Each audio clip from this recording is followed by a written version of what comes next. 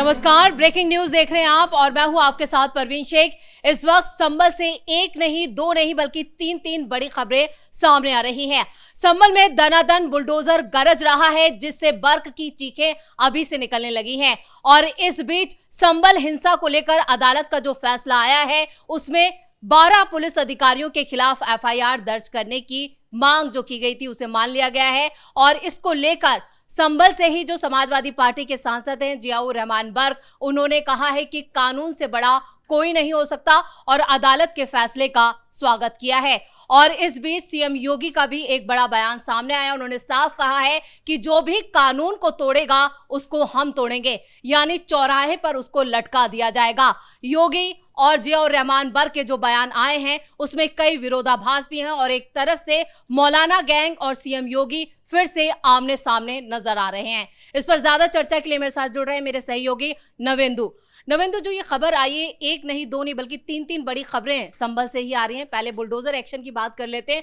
कहां गरजा है योगी का बुलडोजर? देखिए, संभल जो है यूपी की सियासत का सेंटर बनता जा रहा है। जिस तरह से योगी आदित्यनाथ के शासन में संभल में दनादन बुलडोजर एक्शन देखने को मिल रहे हैं। संभल से माफियाओं बदमाशों को एक एक करके खत्म किया जा रहा है। संभल में सीधा सीधा बदलाव नजर आ रहा है। यह तस्वीरें बता रही है कि योगी आदित्यनाथ के शासन में कैसे संभल में बदलाव हो रहे हैं। आपने बुलडोजर एक्शन की बात कही, चाहे शाही जामा मस्जिद का इलाका हो, वहां 4 घंटे से बुलडोजर एक्शन देखने को मिल रहा है। वहां 14 बीघा जमीन को कब्जाया गया था और उसके ऊपर यह बुलडोजर एक्शन हो रहा है। और दूसरी ये जो तस्वीरें निकल कर आ रही हैं, यह संभल के बिछौली गांव की है, जहां 27 बीघा जमीन पर कट्टरपंथियों ने अवैध कब्जा किया था।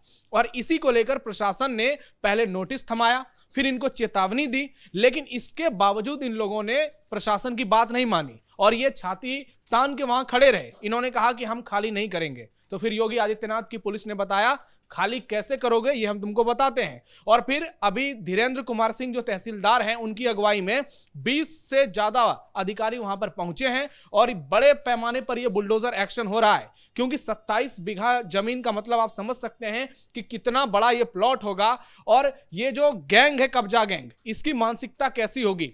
और संभल का कोई एक हिस्सा या 2 हिस्सा नहीं है।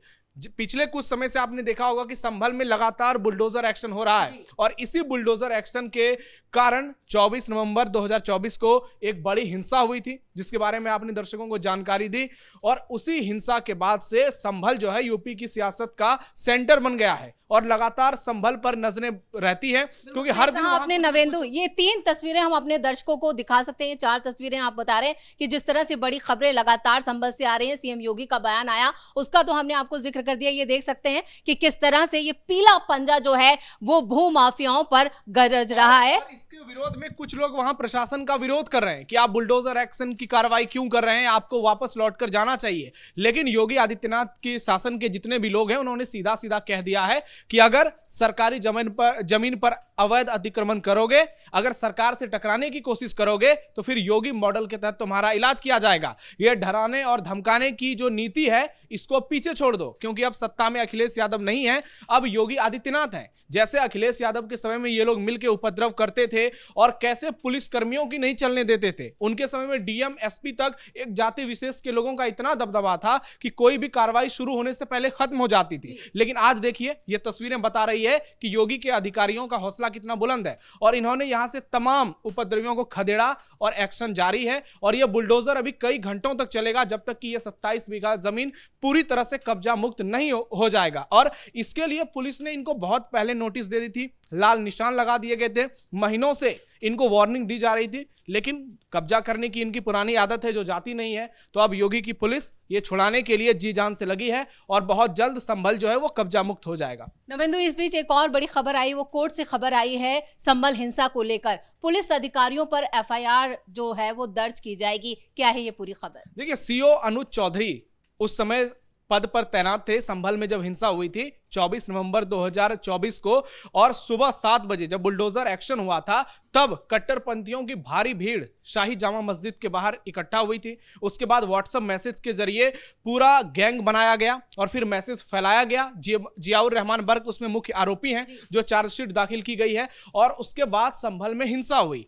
हिंसा के दौरान पुलिस पर हमले हुए, पुलिस के ऊपर पत्थर फेंके गए, दुकानें घर जलाई गई, जितने भी वहां पर गाड़ियां थी उसमें आग लगाई गई। और उस दौरान एक व्यक्ति, अमन के नाम है शायद, वो घायल हो गया।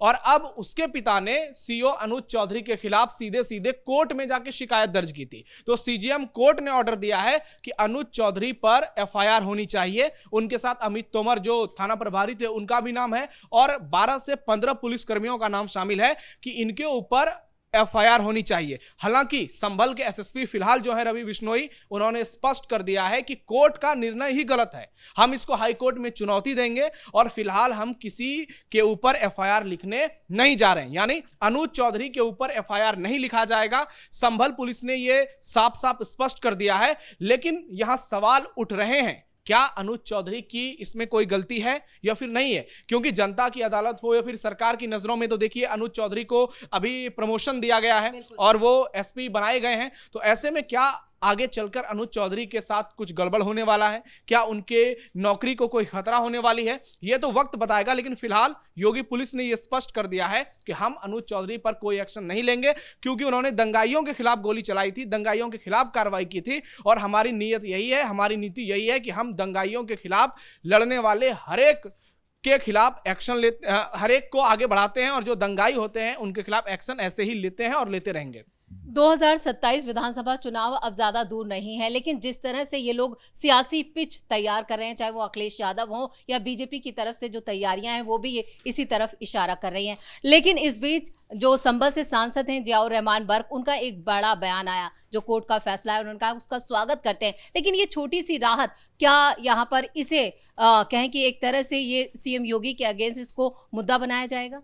मुद्दा बनाया जाने की पूरी कोशिश करेंगे समाजवादी पार्टी के लोग, लेकिन मुद्दा बनेगा क्योंकि लोगों का विश्वास अखिलेश यादव की पार्टी में नहीं है, जियाउर रहमान बर्क पर नहीं है। लोगों की नजर में वो दंगाई हो गए हैं, क्योंकि जिस तरह से चार्जशीट में उनका नाम शामिल है, उसके बाद योगी आदित्यनाथ के प्रशासन की ओर से जो दावे किए गए कि संभल की डेमोग्राफी बदली किस तरह से, और अब लोगों को यह चीज लगने लगा है कि जियाउर रहमान बर्क पूरी तरह से जिहाद करते हैं, वो दंगे भड़काते हैं और बड़े बड़े कारनामों में उनके नाम शामिल होते हैं। तो अब वो कितना भी कोशिश कर लें, अब वो दोबारा से लोगों की नजरों में नहीं उठ सकते हैं। और इंतजार यूपी चुनाव का इसलिए किया जा रहा है क्योंकि संभल के इलाके में बहुत सारी विधानसभा की सीटें हैं जहां पर समाजवादी पार्टी का पिछली बार कब्जा हुआ था। इस बार क्या इसमें बदलाव होता है? क्या बीजेपी वहां पर उलटफेर करती है?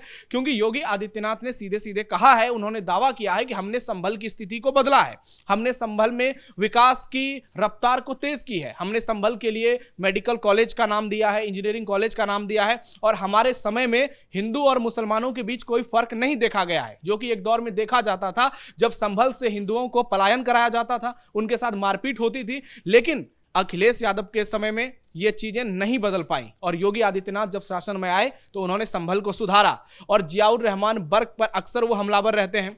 हालांकि फैसला तो अब कोर्ट को करना है, जियाउर रहमान बर्क चुनाव लड़ने के लायक रहेंगे या भी नहीं, ये तो बहुत जल्द पता चल जाएगा, वो कितना भी कोशिश क्यों न कर लें। नवेंदु, जो संभल हिंसा का पूरा मामला है कोर्ट में भी है, सुप्रीम कोर्ट तक में इसे चुनौती दी गई थी, लेकिन जो अब कोर्ट ने जो पुलिस अधिकारियों के खिलाफ एक्शन की बात कही है, क्या इससे इस पूरे मामले में कोई नया मोड़ आएगा? देखिए, अब ये मामला हाई कोर्ट में जाएगा और हाई कोर्ट फिर किस तरह से इस केस को देखेगी, क्या अनुज चौधरी को वो दोषी मानेगी, या फिर कई बार आपने देखा होगा कि सुप्रीम कोर्ट ने भी बुलडोजर एक्शन पर टिप्पणी की है कि योगी आदित्यनाथ को ये बंद कर देना चाहिए। लेकिन क्या सुप्रीम कोर्ट की टिप्पणी के बावजूद योगी आदित्यनाथ ने सरेंडर किया? तो इसका जवाब नहीं, क्योंकि उनको ये बेहतर मालूम है कि अगर बुलडोजर एक्शन को रोक दिया जाएगा तो यूपी में अपराधियों के हौसले उसी तरह से फिर से बुलंद हो जाएंगे जैसे वो 2017 के पहले गुंडागर्दी करते थे। तो इससे कोई दबाव फिलहाल नजर आने वाला नहीं है। और जहां तक अनुज चौधरी की बात है, तो अनुज चौधरी ने कोई गुनाह नहीं किया है, कोई बहुत बड़ी गलती नहीं की है। उन्होंने उस दंगाई पर गोली चलाई थी जिसने संभल में उपद्रव मचाया, दिन दहाड़े उपद्रव मचाया, पुलिस पर पत्थर फेंके, पुलिस को निशाना बनाया। और ऐसे लोगों के ऊपर बहुत सारे लोगों का सोशल मीडिया पर भी कहना है कि अनुज चौधरी ने बहुत सही काम किया। हालांकि अभी सीजीएम कोर्ट ने अनुज चौधरी पर आरोप लगाए हैं, लेकिन अब हाईकोर्ट अनुज चौधरी के इस केस को कैसे देखती है ये तो आने वाला वक्त बताएगा।